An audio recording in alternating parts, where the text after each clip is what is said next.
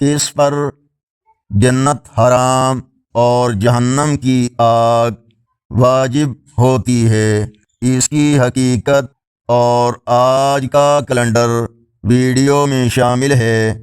السلام علیکم ورحمۃ اللہ وبرکاتہ۔ فرمان مصطفیٰ صلی اللہ علیہ وسلم، جس نے اپنی قسم کے ذریعے کسی مسلمان کا حق مارا، اللہ نے اس کے لیے آگ واجب کر دی اور اس پر جنت حرام ٹھہرائی۔ ایک شخص نے آپ صلی اللہ علیہ وسلم سے عرض کی، اگرچہ وہ معمولی سی چیز ہو، اے اللہ کے رسول۔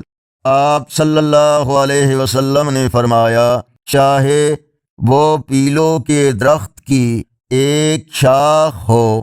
صحیح مسلم حدیث نمبر 137۔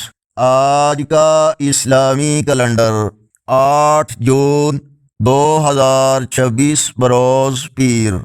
پاکستان، سعودی عرب، دیگر عرب اور یورپی ممالک، امریکہ، کینیڈا وغیرہ میں اکثر مقامات پر 22 ذوالحج، بھارت اور بنگلہ دیش میں آج 21 ذوالحج کی تاریخ ہے اور پنجابی دیسی مہینے جیٹھ کی آج 25 تاریخ ہے۔